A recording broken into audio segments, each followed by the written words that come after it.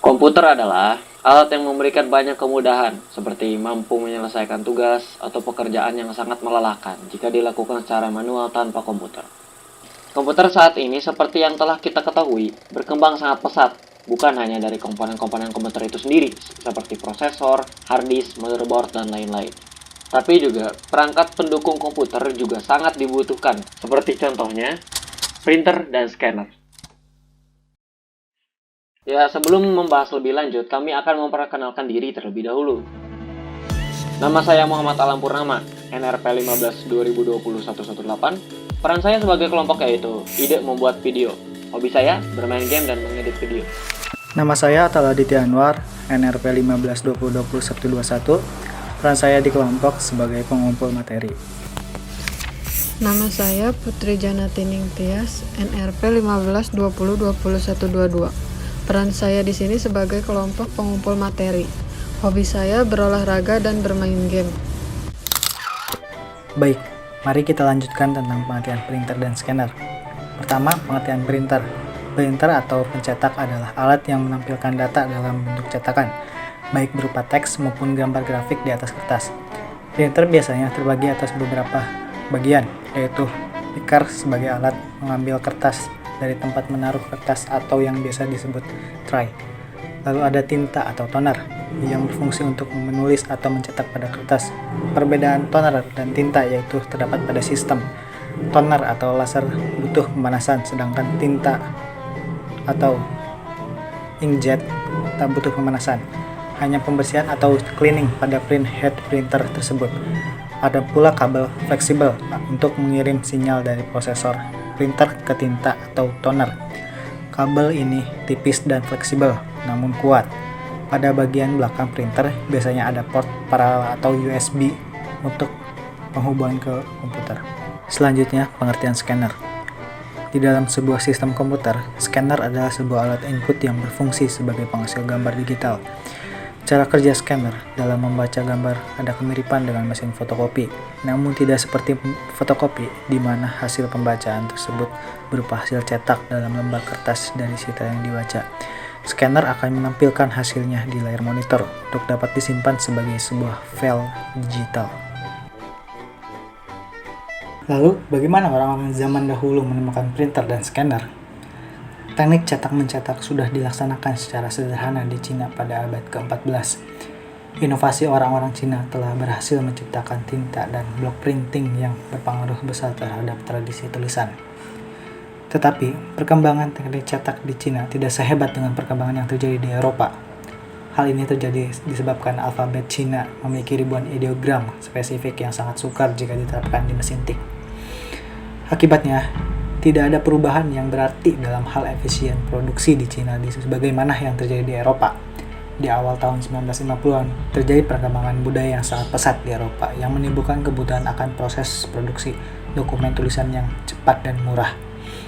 Adalah Johannes Gutenberg, seorang penjual emas dan usahawan asal Jerman yang berhasil mengembangkan teknologi mesin cetak yang telah mengubah teknik mencetak secara revolusioner.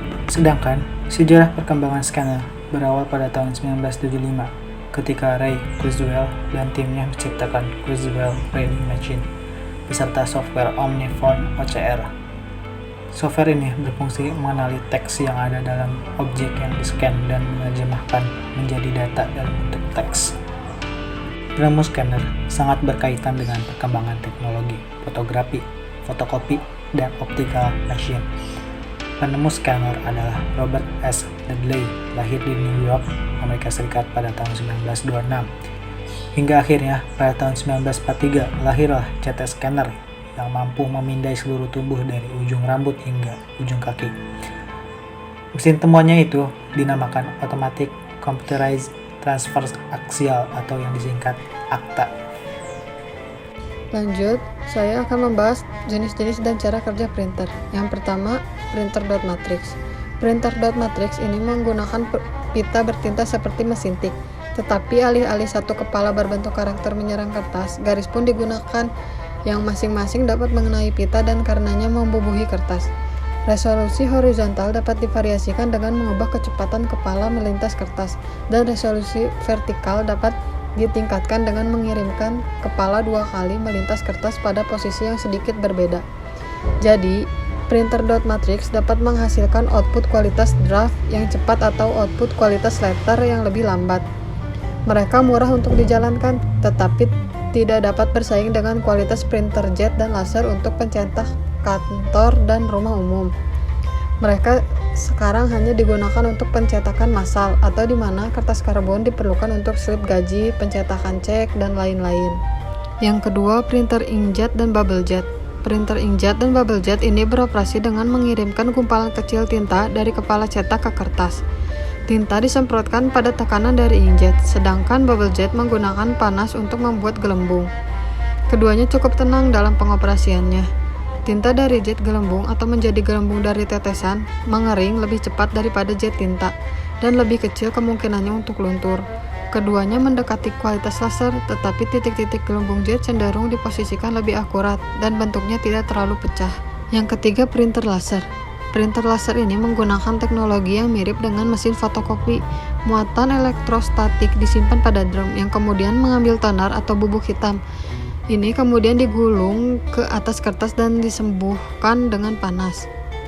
Penyembuhannya adalah mengapa dokumen yang dicetak dengan laser menjadi hangat, dan muatan elektrostatik adalah mengapa mereka berbau ozon. Selain itu, beberapa toner bisa sangat beracun jika terhirup, tetapi ini lebih merupakan masalah bagi pekerja pemeliharaan penuh waktu daripada pengguna akhir yang mengganti cartridge toner sesekali. Printer laser memberikan hasil yang hampir berkualitas dengan printer kelas atas yang digunakan oleh perusahaan penerbit desktop.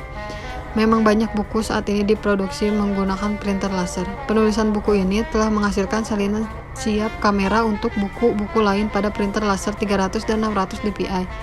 Meskipun buku ini membutuhkan kualitas yang lebih tinggi dan edisi pertama diketik pada 1200 dpi pada kertas bromida khusus.